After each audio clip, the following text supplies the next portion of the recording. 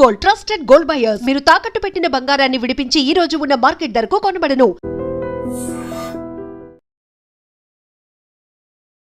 ప్రపంచ పటంలో పాకిస్తాన్ ఉండాలా లేదా నిర్ణయించుకోవాల్సింది ఆ దేశమే. కొంచెం తోక జాడించినా సరే ప్రపంచ పటంలో లేకుండా చేస్తాం.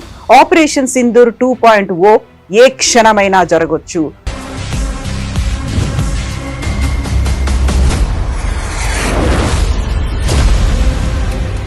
పెద్ద చర్చ జరుగుతోంది సార్. ఆపరేషన్ సింధూర్ అయిపోయింది, ఇప్పుడు సింధూర్ 2.0 జరగబోతోంది. ఏ క్షణమైనా గెట్ రెడీ, బీ అలర్ట్ అనే మాటల్ని ఆర్మీ నేవీ చీఫ్లు చెప్తున్నారు, ఎయిర్ ఫోర్స్ చీఫ్ కూడా అదే మాట చెప్తున్నారు. ఏం జరగబోతుంది, ఎప్పుడు ఏం జరగబోతుంది అనేది చాలా క్లియర్గా డిఫైన్ చేశారు.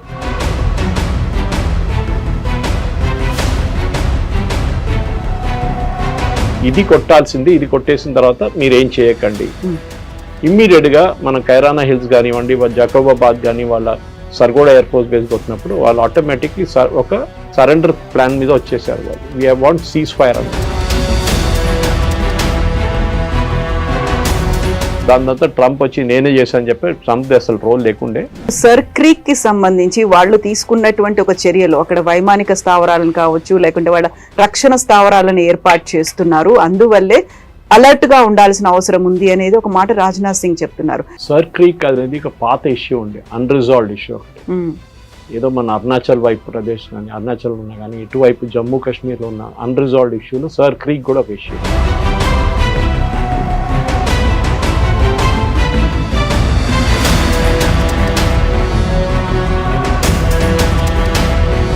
థర్డ్ పార్టీ మీడియేషన్లో మనం యుఎన్ బాడీ లాగా ఒక బాడీ దగ్గర వెళ్ళి మాట్లాడినప్పుడు వాళ్ళేమన్నారంటే 70% భారతదేశం పెట్టుకుంటారు and it's a very marshy area. అక్కడ మీకు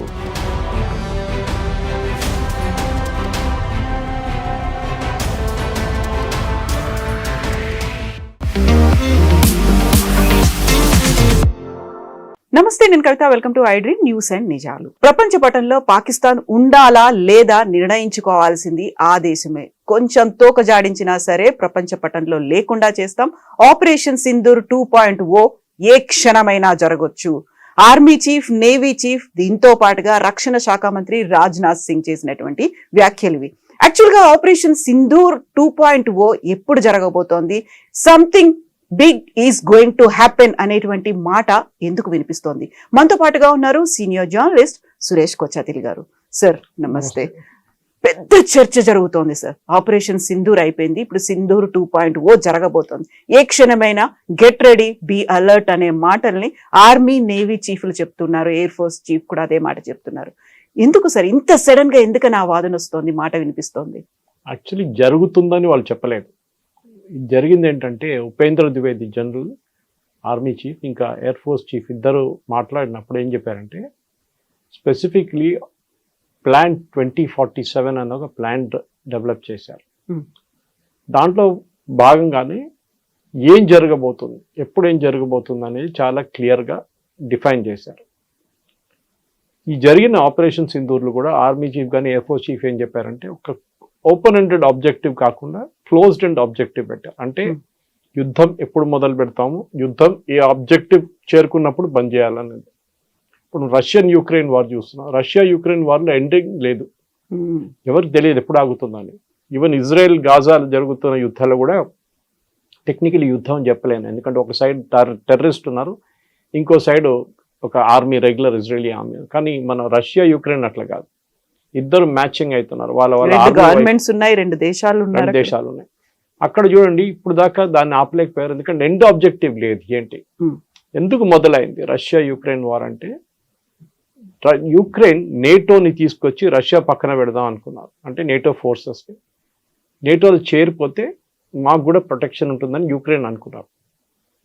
యుక్రెయిన్ ఎప్పుడు రష్యా నుంచి విడిపోయిందో ఆ టైంలో ఏం జరిగిందంటే వీళ్ళు చెప్పిన మాట ప్రకారం they should be nothing done అని చెప్పారు. ఆ టైంలో ఏ క్షణమైనా ఏ అటాక్ జరిగినా కానీ ప్రొటెక్షన్ ఉంటుందని చెప్పారన్నమాట. కానీ అది కాదు ఇప్పుడు జరిగింది ఏంటంటే రష్యా యుక్రెయిన్ వార్లో రష్యన్ టెరిటరీ, యుక్రెయిన్ దగ్గర ఉన్న రష్యన్ స్పీకింగ్ పాపులేషన్ అని చెప్పారన్నమాట. రష్యన్ స్పీకింగ్ పాపులేషన్లోనే ఇదంతా జరిగింది. రష్యన్ స్పీకింగ్ పాపులేషన్ని అక్కడ వెళ్ళి వాళ్ళు ఆక్రమించుకున్నారు. ఎందుకంటే మా వైపు వాళ్ళు ఉన్నారు, వాళ్ళ పాపులేషన్ మనం తీసుకోవాలని చెప్పి చేసిన పని అది. కానీ ఇప్పుడు జరిగింది ఏంటి, ఫైనలీ అక్కడ యుద్ధం ఆగట్లేదు. నేటోని కలిసారా, నేటోలో చేరారా, లేదు యుక్రెయిన్. అదే టైంలో రష్యన్ స్పీకింగ్ పాపులేషన్ ఉన్న టెరిటరీస్, అది కంప్లీట్ బెలారూస్ నుంచి ఇటువైపు కంప్లీట్ రష్యా వైపు ఉన్న టెరిటరీస్ అన్ని రష్యా తీసుకున్నారు. బఫర్ జోన్ లాగా ఓపెన్ ఎండెడ్గా ఉండిపోయింది. రష్యా అంటున్నారు ఇంకా మేము ముందుకెళ్తాము. ఏ రోజు యుక్రెయిన్ వాళ్ళ డిమాండ్ తగ్గించి వాళ్ళు మా నెగోషియేటింగ్ టేబుల్కి వస్తారో మేము మాట్లాడుతూ ఏ టెరిటరీ మా దగ్గర ఉందో మేము ఆ టెరిటరీ మేము ఉంచుకుంటామన్నాం.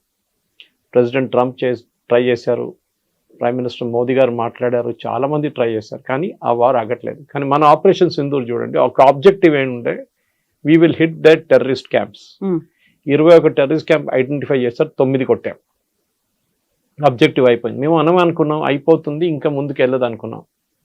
దానికోసం army joint briefing, army and air force బ్రీఫింగ్లో కూడా with the ministry of external affairs చాలా క్లియర్గా చెప్పారు, మా ఆబ్జెక్టివ్స్ అయిపోయింది, మేము ఇంకా ఏం చేయట్లేదు, కానీ మీరు మళ్ళీ మమ్మల్ని వచ్చి కొడితే మేము మళ్ళీ రియాక్ట్ అవుతాం. అది జరిగింది. మళ్ళీ పాకిస్తాన్ మన వైపు వచ్చి ట్రై చేశారు, మనం మళ్ళీ రిటర్న్ కొట్టాము.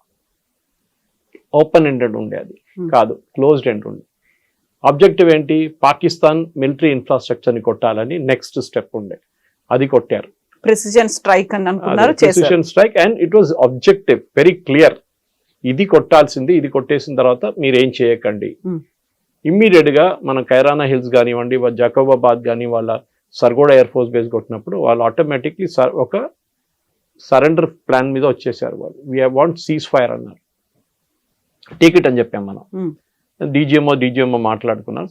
దాని తర్వాత ట్రంప్ వచ్చి నేనే చేశాను అని చెప్పి ట్రంప్ అసలు రోల్ లేకుండే, వాళ్ళ మినిస్ట్రీ ట్రంప్ వాళ్ళ టీం మాట్లాడారు, అసీం మునీర్తో కానీ ఇక్కడ ప్రైమ్ మినిస్టర్ మోదీతో మాట్లాడారు, అక్కడ వాళ్ళ సివిలియన్ అడ్మినిస్ట్రేషన్తో మాట్లాడారు. సో మనది క్లోజ్ ఎండెడ్ కాన్ఫ్లిక్ట్ ఉండేది. అయిపోగానే మనం అనౌన్స్ చేస్తాం, okay we have nothing to do more, మా ఆబ్జెక్టివ్ రియలైజ్ అయిపోయింది, మాకేం కావాలో మేము కొట్టేసాం. ఫ్యూచర్ కాన్ఫ్లిక్ట్స్ ఏమి ఉండబోతుంది, దట్ ఈస్ వెరీ ఇంపార్టెంట్. అక్కడే వస్తుంది ప్లాన్ అంతా. ఇప్పుడు సర్ క్రీక్ కి సంబంధించి వాళ్ళు తీసుకున్నటువంటి ఒక చర్యలు, అక్కడ వైమానిక స్థావరాలను కావచ్చు, లేకుంటే వాళ్ళ రక్షణ స్థావరాలను ఏర్పాటు చేస్తున్నారు, అందువల్లే అలర్ట్ గా ఉండాల్సిన అవసరం ఉంది అనేది ఒక మాట రాజ్నాథ్ సింగ్ చెప్తున్నారు. మీరు కరాచీ పోర్టుకు వెళ్ళాలి అనుకుంటే సర్ క్రీక్ గుండానే వెళ్ళాలి, అది మాత్రం మర్చిపోకండి. మేము అక్కడ ఉన్నాము, కాచుకొని కూర్చున్నాము, ఏ క్షణమైనా మేము అటాక్ చేయొచ్చు మీరు కనుక ప్రొసీడ్ అవుతే. సర్ క్రీక్ అనేది ఒక పాత ఇష్యూ ఉండే, అన్రిజాల్వ్డ్ ఇష్యూ ఒకటి. ఏదో మన అరుణాచల్ వైపు ప్రదేశ్ కానీ, అరుణాచల్ ఉన్నా కానీ, ఇటువైపు జమ్మూ కాశ్మీర్లో ఉన్న అన్రిజాల్వ్డ్ ఇష్యూలో సర్ క్రీక్ కూడా ఒక ఇష్యూ. అది చాలా పాత ఇష్యూ. దాంట్లో నెగోసియేషన్ జరిగింది ఇండియా పాకిస్తాన్కి, థర్డ్ పార్టీ మీడియేషన్ కూడా చేశారు. థర్డ్ పార్టీ మీడియేషన్లో మనం యుఎన్ బాడీ లాగా ఒక బాడీ దగ్గర వెళ్ళి మాట్లాడినప్పుడు వాళ్ళేమన్నారంటే 70% భారతదేశం పెట్టుకుంటారు, and it's a very marshy area. అక్కడ మీకు 6 నెలలు నీళ్ళు ఉంటుంది, 6 నెలలు నీళ్ళు ఉండవు. So it's very very marshy kind of. అక్కడ మీరు బిల్డింగ్లు ఏం కట్టలేవు, అందులో హ్యాబిటాట్ కూడా ఏముండదు ఎక్కువ. మీరు రాన్ ఆఫ్ కచ్ చూస్తే అటువైపు ఒక వైప్ ఆఫ్ ఏం చెప్తారు జాగ్రఫీ ఉంటుంది, ఇటువైపు ఇంకో టైప్ ఆఫ్ జాగ్రఫీ ఉంటుంది అన్నమాట. సో దాంట్లో 30% పాకిస్తాన్కి ఇచ్చామన్నారు. పాకిస్తాన్ అని మేము అగ్రీ చేయమన్నారు. మరి కొత్తగా 2-3 పోస్టులు తీసుకొచ్చి పెట్టారు. మనం ఏమన్నా సరే మీరు పోస్టులు పెట్టారు కదా, మీరు ఇంకా ఇక్కడ రండి, మీ వైపు నుంచి ఇక్కడికి వస్తే మేము చూపిస్తాం. రాజ్నాథ్ సింగ్ గారు చెప్పారు, గుర్తుపెట్టుకోండి 71లో అండ్ బిఫోర్ దాట్ ఆల్సో మేము లాహోర్ దాకా వచ్చాము, లాహోర్లో మేము ఉన్నాము, మేము లాహోర్లో ఆ రోజు ఉంచుకోవాలంటే ఉంచుకోలేము, కానీ ఇందిరాగాంధీ టుక్ a decision to pull the army back, and before that Nehru also once did that. అది తప్పు చేశారు వాళ్ళు. మన లాహోర్ ఉంచుకుంటే బాగుంటుండే మన దగ్గర, అది మొత్తం హాఫ్ ఆఫ్ పాకిస్తాన్ మన దగ్గర ఉంటుండే, కానీ అది హిస్టరీ. కానీ ఇప్పుడు ఫ్యూచర్ కాన్ఫ్లిక్ట్స్ ఏం జరగబోతుంది, ఒకటి టెక్నాలజీ ఉంటుంది చాలా మటుకు, ఆత్మనిర్భరత, ఎయిర్ ఫోర్స్కి కావాల్సింది ఎయిర్ క్రాఫ్టా డ్రోన్స్, ఇది చాలా పెద్ద ఒక క్వశ్చన్, ఆర్మీకి కూడా అంతే క్వశ్చన్. ఇంకోటి థియేటరైజేషన్ ఆఫ్ కమాండ్, ఒకటే కమాండ్ కింద అందరు పనిచేస్తారు, ఆర్మీ నేవీ ఎయిర్ ఫోర్స్ ఒకటే కమాండ్ కింద పనిచేస్తారు. ఇది కార్గిల్ వార్ నుంచి స్టార్ట్ అయిన ప్రాబ్లం అనమాట. కార్గిల్ వార్లో ఆర్మీ వాళ్ళు ఎయిర్ ఫోర్స్ సపోర్ట్ అడిగినప్పుడు వాళ్ళు మళ్ళీ తిరిగి వాళ్ళ కమాండ్కి వెళ్ళి వచ్చేదాకా గంట సేపు పట్టింది. నౌ ఇప్పుడు ఫ్యూచర్ కాన్ఫ్లిక్ట్స్ ఏంటంటే ఒకటే కమాండ్ ఉంటుంది, ఒక ఆర్మీ అయినా మొత్తం కంట్రోల్ చేస్తారు, లేకుంటే ఒక ఎయిర్ ఫోర్స్ అయినా అందరినీ కంట్రోల్ చేస్తారు సీనియర్ లెవెల్లో, చాలా సీనియర్ లెవెల్లో. అది ఆల్రెడీ మనం అండమాన్స్లో స్టార్ట్ చేసేసాం. ట్రై సర్వీస్ కమాండ్ ఒకటి ఆల్రెడీ ఉంది అక్కడ. వి హ్యావ్ స్మాల్ వే, ఇది జనరల్ బిపిన్ రావత్ మొదలుపెట్టిన కాన్సెప్ట్ ఇది. ముందు ఒక మన పాత ఆర్మీ చీఫ్ ఒకరు ఉన్నారు, operation blue star Krishnaswamy Sundarji అని చెప్పి, థింకింగ్ జనరల్ అంటారు ఆయన. అప్పుడు తీసుకొచ్చిన కాన్సెప్ట్ని తర్వాత బిపిన్ రావత్ వచ్చిన తర్వాత he became the serious, and దాని తర్వాత ఆయన he became the overall head of the arm forces. అప్పుడు జరిగిన ఒక మెయిన్ కంబైన్డ్ డిఫెన్స్ సర్వీసెస్ హెడ్గా ఆయన చెప్పారు ఇది ఇంప్లిమెంట్ చేయాలి. కానీ దాంట్లో చాలా ఈగో ప్రాబ్లమ్స్ ఉన్నాయి. ఎయిర్ ఫోర్స్ వాళ్ళు పట్టించుకుంటారు ఆర్మీ వాళ్ళని, ఆర్మీ వాళ్ళు ఎయిర్ ఫోర్స్ వాళ్ళు పట్టించుకుంటారు, నేవీ అని అపాయింట్ చేసి వీరిద్దరు పట్టించుకోరు అని చెప్పి.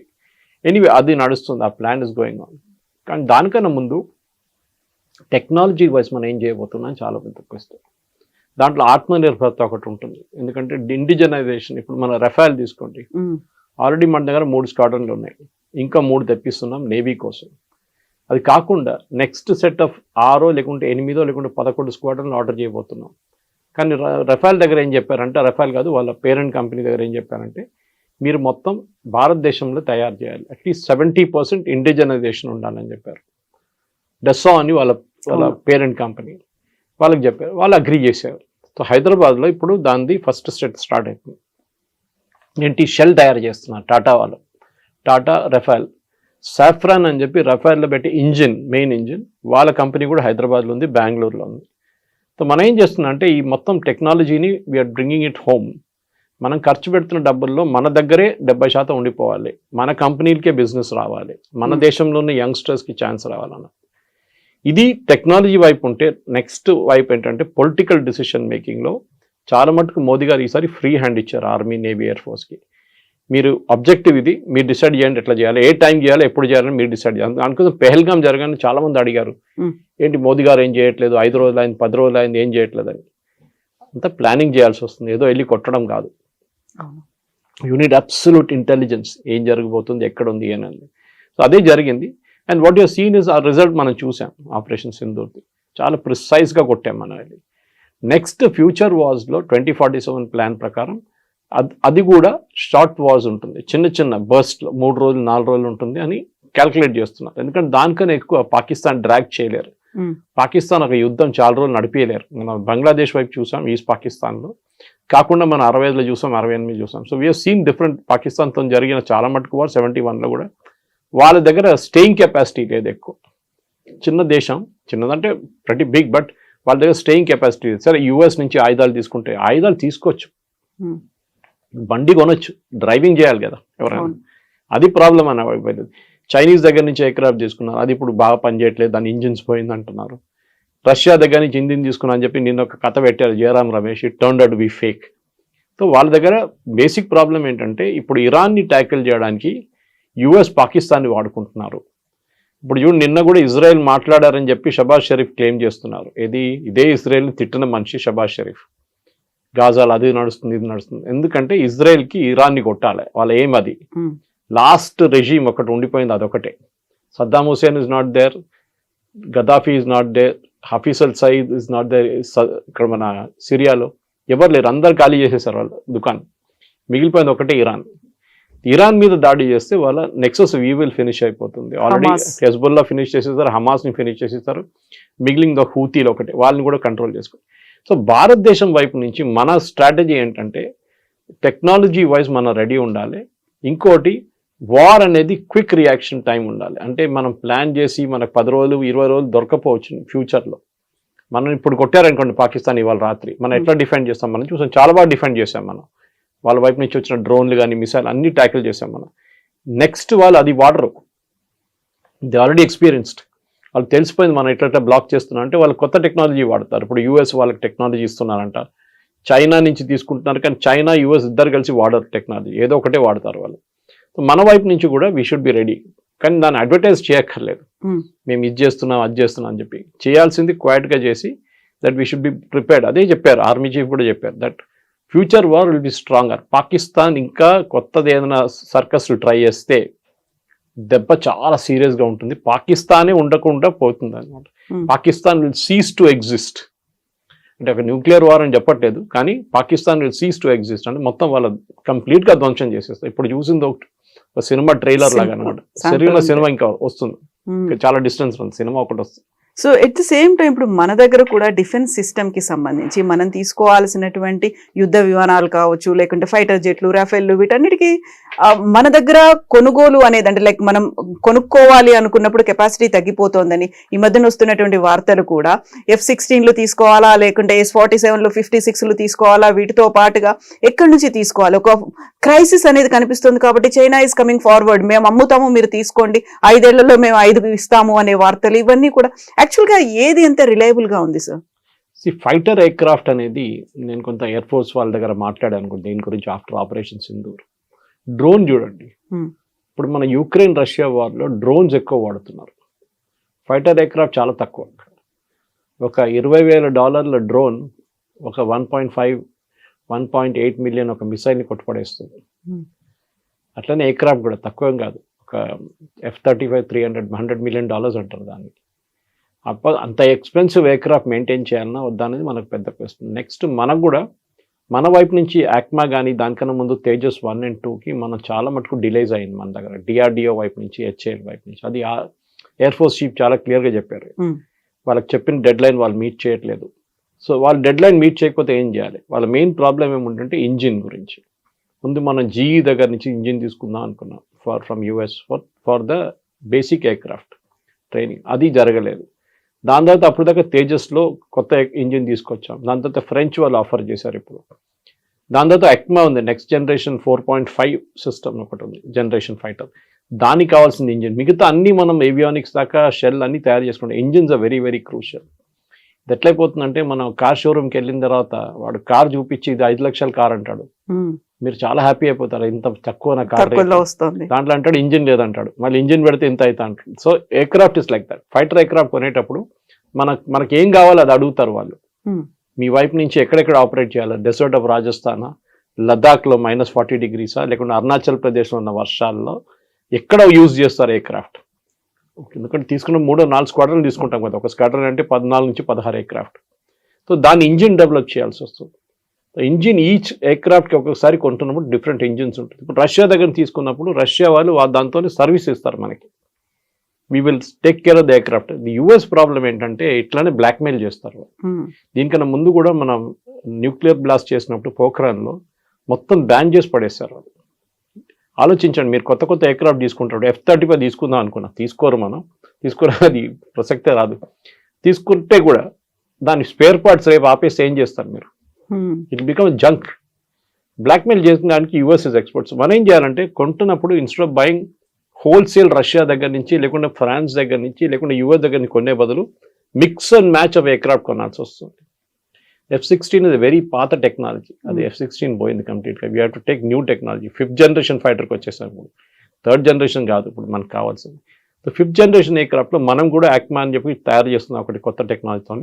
బహుశా 2040 దాకా రెడీ అయిపోతుంది. దానికన్నా ముందు 2035 ఇంకో సెట్ ఎయిర్ క్రాఫ్ట్ రావాల్సింది. తేజస్ 2 ఏమో 2013 ND దాకా డెలివర్ అంటున్నాం. చాలా పెద్ద ప్లాన్ ఉంది. ఈ ప్లాన్లో అంతా మనం తయారై పాకిస్తాన్, మనకు ప్రిన్సిపల్ ఎనిమీ పాకిస్తాన్. చైనా కూడా ఉన్నారు, కానీ చైనా ఇండియా అంటే ఒక 1-to-1 ఫైట్ అయితే మన ఈక్వల్ ఫైట్లో ఉంటాం. చైనా కూడా చాలా మంచి టెక్నాలజీ ఉంది వాళ్ళ దగ్గర, వాళ్ళ పాత సిస్టమ్ లాగా కాదు, they have developed real good technology. సరే వాళ్ళ రాడార్ పనిచేయట్లేదు ఈసారి, అది మనం కొట్టాము, అదంతా జరిగింది. కానీ చైనాకి కావాల్సింది, చైనా పాకిస్తాన్కి ఇచ్చింది 3rd rate ఇచ్చారు, సెకండ్ హ్యాండ్ స్టఫ్ ఇచ్చారు, మంచి మిషన్స్ ఏమి ఇవ్వలేదు వాళ్ళు. కానీ ఫ్యూచర్ వార్లో చెప్పలేము. టిబెట్ వైపు నుంచి కానీ అరుణాచల్ వైపు నుంచి చైనా డైరెక్ట్ మన మీద యుద్ధం చేయరు, ఎందుకంటే వాళ్ళకి తెలుసు మనం చైనా భారతదేశ యుద్ధం వచ్చేస్తే అప్పుడు US ఇన్వాల్వ్ అయిపోతారు, భారతదేశం వైపు వచ్చేస్తారు US. సో చైనాకి చాలా క్లియర్గా తెలుసు అనమాట. దానికోసం వాళ్ళు ఇప్పుడు ఏం చేయట్లేదు. ఇప్పుడు చూడండి, పాకిస్తాన్లో US వచ్చి పాకిస్తాన్తో ఒక అగ్రిమెంట్ చేసుకుంటే చైనా విత్డ్రా చేసుకుంటే పోతున్నారు అక్కడి నుంచి. So belt and road initiative కానివ్వండి, మిగతా ఇనిషియేటివ్స్లో వాళ్ళు విత్డ్రా చేస్తున్నారు. ఇప్పుడు వాళ్ళు ఏదో ప్రామిస్ చేశారు అదంతా విత్డ్రా చేస్తున్నారు ఫండింగ్ అని. సో చైనా కాదు మన main enemy Pakistan. So western ఫ్రంట్లో పాకిస్తాన్ ఉన్నప్పుడు మనకు పెద్ద వరి ఏంటంటే, ఒక అటువైపు బంగ్లాదేశ్ కూడా ఇప్పుడు ఒక 3 front వార్లో తయారైంది. ముందు బిపిన్ రావత్ గారు 2.5 front వార్ అన్నారు, పాకిస్తాన్, చైనా అండ్ అర్బన్ నెక్సల్స్. అది అర్బన్ నెక్సల్స్ ఇప్పుడు మొత్తం ఆల్మోస్ట్ ఫినిష్ చేసేసాం. ఇప్పుడు మన దగ్గర ఉన్నది పాకిస్తాన్, చైనా, బంగ్లాదేశ్. ఈ Bangladesh is a big worry, because Pakistan వాళ్ళ ఎయిర్ క్రాఫ్ట్ తీసుకొచ్చి అక్కడ పెట్టి రేపు అక్కడున్న బేస్ నుంచి వాడుకుంటే then it becomes a problem. Hashimara కానీ మిగతా ఎయిర్ ఫోర్స్ బాగ్డోగ్రా కొట్టాలంటే they have to hit from Bangladesh ఉంది. సో అది లేకుంటే మొత్తం ఓవర్ఫ్లై చేసి రాలేరు వాళ్ళు. సో మెయిన్గా ఏంటంటే స్ట్రాటజీ వైజ్ కమాండర్స్ కాన్ఫరెన్స్లో కూడా అదే డిసైడ్ చేశారు. ఫ్యూచర్ వార్ఫేర్ అనేది పాత వార్ఫేర్ లాగా కాదు. పెద్ద పెద్ద ట్యాంకులు, ఒక 400 మంది పరిగెత్తుకుంటూ పోతున్నారు, లేకుంటే వేలాది మంది పరిగెత్తుకుంటూ పోతున్నారు, తుపాకీలు తీసుకొని అది తీసుకొని ఇది తీసుకొని. Doesn't work like that. Modern వార్ఫేర్లో మీరు ఇప్పుడు రష్యా యుక్రెయిన్ వార్ చూడండి, ఎక్కువ సోల్జర్స్ కనిపించారు, చాలా మంది చనిపోయారు, 1,00,000 మంది ఇటువైపు అటువైపు చనిపోయారు. సో దే హావ్ రియలైజ్ అదే అక్కర్లేదు, ఎక్కడో కూర్చొని ఒక డ్రోన్ కొడితే అది అక్కడ వెళ్ళి పడిపోతుంది, దాన్ని డ్యామేజ్ చేయాల్సింది చేసేస్తుంది. And we're seen that nuclear command ఎయిర్క్రాఫ్ట్ని కొట్టారు యుక్రెయిన్. రష్యా టెరిటరీలో 3,000 కిలోమీటర్లు నడిపించుకుంటూ పోయి బండి తీసుకెళ్ళి తెలియకుండా అక్కడి నుంచి వాళ్ళు రిమోట్లీ లాంచ్ చేశారు డ్రోన్స్. చాలా డ్యామేజ్ జరిగింది రష్యాకి. సో ఫ్యూచర్ ఆఫ్ వార్ఫేర్ అనేది పాకిస్తాన్తో జరిగితే పాకిస్తాన్ మనం ఎప్పుడు never under estimate your enemy అంటారు. చాణక్య కూడా అదే అన్నారు, నెవర్ అండర్ ఎస్టిమేట్. పాకిస్తాన్ ఏముండదు అది కాదు, వాళ్ళు ఎక్కడి నుంచో తెచ్చుకుంటారు, ఏదైనా అడుక్కొని తెచ్చుకుంటారు. Turkey is a big problem. మనం టర్కీని ఎప్పుడు మనం సీరియస్గా తీసుకుంటలేము. డ్రోన్ టెక్నాలజీలో Turkey is really good. North Korea వైపు నుంచి మిసైల్స్ తెచ్చుకుంటారు వీళ్ళు. సో మనం ఎప్పుడైనా పాకిస్తాన్తో డీల్ చేస్తున్నప్పుడు మనం వాళ్ళ మీద కంప్లీట్ 100% నిఘా ఉండాల్సింది. మనకి వాళ్ళు ఏం చేయబోతున్నారు, ఎప్పుడు ఏం చేస్తున్నారు అని చాలా క్లారిటీ ఉండాలి. దానికోసం ఈ డాక్టరీని తయారు చేసినప్పుడు 2047 ప్రాజెక్ట్లో we will deal with Pakistan. కానీ మన మీద నెక్స్ట్ టైం ఇట్లాంటి ఏమైనా దాడి చేస్తే దానికి ఫస్ట్ పెహల్గాం జరగాలి కదా. పెహల్గాం జరుగుతున్నా మనం చెప్పాం, ఆపరేషన్ సింధూర్ పాస్ట్లో ఉంది, ఆపలేదు. So we can pass button మళ్ళీ ప్రెస్ చేస్తే మళ్ళీ పాట మొదలవుతుంది. So that is what Pakistan చాలా క్లియర్గా తెలుసు అనమాట. టెర్రరిస్ట్ అటాక్ నడుస్తుంటుంది జమ్మూ కాశ్మీర్లో, అది it's part and parcel of life. కానీ మన సివిలియన్స్ మీద మీరు దాడి చేస్తే then operation Sindoor 2.0 will start. మనం ఈ చెప్పిన దాని ప్రకారం షార్ట్ అండ్ స్వీట్ వార్ ఉంటుంది. అది ఒకటే దాంట్లో కొట్టేసి 2 రోజుల తర్వాత చేతులన్నీ దులిపేసి మనం వచ్చేస్తాం, అయిపోతుంది, కథం అయిపోయింది. ఎగ్జాక్ట్లీ. సో ఇదే మాటని వాయుసేన చీఫ్ అమర్ప్రీత్ కూడా అదే మాట చెప్పింది. లాంగెస్ట్ కిల్ చేసాము, ఇప్పటిదాకా జరగనంత 300 కిలోమీటర్స్ ముందుకు చొచ్చుకొని పోయి చేశాము. గతంలో చూపించినటువంటి సహనం, సంయమనం అనేది ఇప్పుడు మాకు కనిపించదు. మీరు ఎలా ఉంటారో అంతకు మించి మేము యాక్ట్ చేయబోతున్నాము అనుకున్నప్పుడు సైలెంట్ గా అయితే ఉంటుందంటారా? లైక్ పాకిస్తాన్ ఇప్పుడు ఒక వార్నింగ్ అయితే మనం ఇచ్చాం, మీరు ఏదో చేయబోతున్నారు, మేము వార్నింగ్ ఇస్తున్నాము అనేది. సైలెంట్ గా ఉంటుందా, వాళ్ళు ఏదో చేయబోస్తారు అనేది? అలా పాకిస్తాన్ ఆలోచన స్ట్రాటజీ ఉంటుందంటారా ఇప్పటిదాకా చూస్తే? పాకిస్తాన్ ఒక ఫెయిల్డ్ నేషన్ అండి. Economically failed, militarily failed. ఎన్ని యుద్ధాలు ఓడిపోయారు భారతదేశంతో. 71 వాజ్ అల్టిమేట్ హ్యూమిలియేషన్. ఢాకాలో సరెండర్ చేయాల్సి వచ్చింది. బాకీ పెట్టి general Niazi had to surrender. That అంతకన్నా పెద్ద ఇన్సల్ట్ ఒక ఆర్మీ, ఒక సోల్జర్కి కానీ ఒక జనరల్కి ఎప్పుడు ఉండదు సరెండర్ చేయడం అనేది. పాకిస్తాన్ మన మీద దాడి చేయడం కన్నా ఎక్కువ వాళ్ళ దగ్గర ఇప్పుడున్న ఫారిన్ ఎక్స్చేంజ్ రిజర్వ్ చూస్తే డబ్బులు అస్సలు లేదు. కానీ యూఎస్ ఇప్పుడు సహాయం చేస్తున్నారు. ఎందుకు? ఒకటి, ట్రంప్ వాళ్ళ ఫ్యామిలీని హెల్ప్ చేశారు. వాళ్ళ క్రిప్టో కరెన్సీ వాళ్ళ డీల్స్లో వాళ్ళ కొడుకు చేస్తున్న బిజినెస్ని వాళ్ళు నడిపిస్తున్నారు. పాకిస్తాన్ చాలా మటుకు పాకిస్తాన్ జనరల్స్ డబ్బులు పెట్టారు దాంట్లో. అది కాకుండా సెకండ్ థింగ్ ఇది వాళ్ళ రేర్ ఎర్త్స్. అది బలూచిస్తాన్ కానివ్వండి, ఖైబర్ పఖ్తూన్ఖా ఏరియాలో రేర్ ఎర్త్స్ చాలా, టంగ్స్టన్ కానీ పెలేడియం కానీ చాలా మటుకు రేర్ ఎర్త్స్ ఉంది అక్కడ. ఇదంతా క్వార్ట్స్, ఇదంతా తీయాలంటే అమెరికన్ టెక్నాలజీ కావాల్సి వస్తుంది. పాకిస్తాన్ దగ్గర లేదు. సో పాకిస్తాన్ ఇచ్చేశారు. ఆలోచించండి, వైట్ హౌస్కి ఒక డబ్బా తీసుకెళ్లారు వాళ్ళు, స్వీట్ డబ్బా లాగా డబ్బా తీసుకెళ్ళి ఓపెన్ చేసి జనరల్ మునీర్ ఇస్ షోయింగ్, ఇది మా దగ్గర ఇదన్నీ ఉన్నాయండి, అక్కడ ఇన్ని రకాలు ఉన్నాయి, మీరు వచ్చి తీసుకోండి అని చెప్పి, మాకు ఇంత డబ్బులు ఇచ్చేసేయండి, మీరు తీసుకెళ్ళిపోండి. ఆ డబ్బుల్లో 30% ఆర్మీ వాళ్ళకి వెళ్ళిపోతుంది. వాళ్ళు లండన్లో ఇల్లు కొనుక్కుంటారు, వాళ్ళ పిల్లల ఎడ్యుకేషన్ సెటిల్ అయిపోతారు అందరూ. పాకిస్తాన్ ఆర్మీ వాళ్ళు అందరూ రిటైర్ అయినాక సెటిల్ ఇన్ లండన్, వాళ్ళ ఒక పెద్ద బంగ్లా తీసుకుంటారు, అక్కడ సెటిల్ అయిపోతారు వాళ్ళు. కానీ భారతదేశం మీద చేయబోయే దాడిలో ఇప్పుడు ఇక్కడ ప్రాబ్లం ఎక్కడ వస్తుందంటే, రేపు బలూచిస్తాన్, ఇప్పుడు దాకా Baloch army was on upper hand, liberation army. ఇప్పుడు యూఎస్ ఏం చేశారు, అక్కడ వాళ్ళకి తవ్వాలని చెప్పేసి వాళ్ళని టెర్రరిస్ట్ గ్రూప్గా డిక్లేర్ చేశారు. సేమ్ విత్ ఖైబర్ పఖ్తూన్ వాళ్ళ మొన్న బాంబింగ్ చేశారు. పాకిస్తాన్ ఎయిర్ ఫోర్స్ వాళ్ళ సివిలియన్స్ మీదే బాంబింగ్ చేశారు. ఈ రెండు ఐసోలేటెడ్ ఇన్సిడెంట్గా చూడకుండా మనం చూస్తే క్లియర్గా పాకిస్తాన్ ఇప్పుడు యుఎస్తో కలిసి వాళ్ళ యుఎస్కి కావాల్సిన ఏం కావాలని ఇచ్చేస్తున్నారు, మమ్మల్ని కాపాడుకోండి అని చెప్పేసి.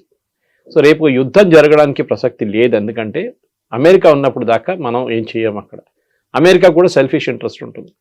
మేము ఉన్నదాకా మీరిద్దరు కొట్లాడకండి, మేము కూడా పాకిస్తాన్ దగ్గర చెప్తాం ఏం చేయకండి అని చెప్పి.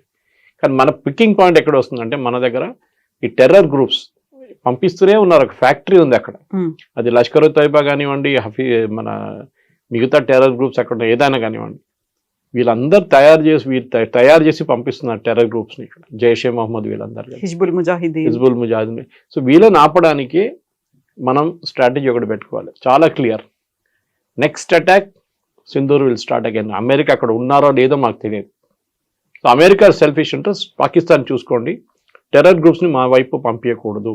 ఉమ్, ఎందుకంటే వీళ్ళు మళ్ళీ అంటున్నారు మేము కొత్త బిల్డింగ్లు కడతాము, మేము పెద్ద పెద్ద బిల్డింగ్లు కడతాము, మీరు బాంబ్ చేసినాకన్నా పెద్ద బిల్డింగ్లు కడతా అంటున్నారు టెర్రర్ గ్రూప్స్. కట్టండి, నో ప్రాబ్లం. దాన్ని కొట్టడానికి కూడా ఎక్కువ టైం తీసుకోదు. ఇక్కడి నుంచి బ్రహ్మోస్ పంపిస్తే అయిపోతుంది. ఎందుకంటే లాస్ట్ టైం మీకు గుర్తుంటుంది Kavitha garu, we had to enter Pakistan, బాలాకోట్లో. పాకిస్తాన్లో మన ఎయిర్క్రాఫ్ట్ ఎంటర్ చేయాల్సి వచ్చింది, అక్కడే అభినందన్ ప్రాబ్లం జరిగింది. సర్జికల్ స్ట్రైక్ ఈ టైంలో అది లేదు. None of our aircraft entered Pakistan air space, including Rafale. Rafale shoot and scoot కేపబిలిటీలో 200 నుంచి 300 కిలోమీటర్ దూరం దాకా మిసైల్ కొట్టచ్చు. మన వైపు బార్డర్ దగ్గర వెళ్ళి నిలబడి అక్కడి నుంచి ఫైర్ చేసి వాళ్ళు వెళ్ళిపోయారు వాళ్ళ బేస్కి. Same with BrahMos, same with Agni. మనం ఏదైనా యూస్ చేయాలి, Agni of course intercontinental ballistic missile, మన చైనా దాకా కొట్టచ్చు.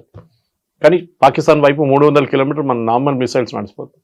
సో ద ఓవరాల్ సినారియో ఏంటంటే, ఒకటి చాలా సీరియస్గా ఆర్మీని ప్రొఫెషనలైజ్ చేయడం. నేను కొన్ని రోజుల ముందు ఒక హెచ్ఎంఏ సెమినార్లో మాట్లాడాను, హైదరాబాద్ మేనేజ్మెంట్ అసోసియేషన్లో. College of defence management officers వచ్చారు. మన యాప్రాలో ఉన్న పెద్ద కాలేజ్ ఉంది వాళ్ళ ఆర్మీది, ఆర్మ్ ఫోర్సెస్ది. వాళ్ళ కర్నల్ లెవెల్, వాళ్ళ మేజర్ లెవెల్లో army officers, naval and air force officers training ఇస్తారు, షార్ట్ టర్మ్ ట్రైనింగ్, 6 నెలలు 1 సంవత్సరానికి. వాళ్ళు వచ్చినప్పుడు నేను అదే మాట అన్నాను, నేను కూడా మాట్లాడాను 5 నిమిషాలు అక్కడ. నేను అడిగిన ప్రశ్న ఏంటంటే కమ్యూనికేషన్ గురించి, నెరేటివ్ గురించి.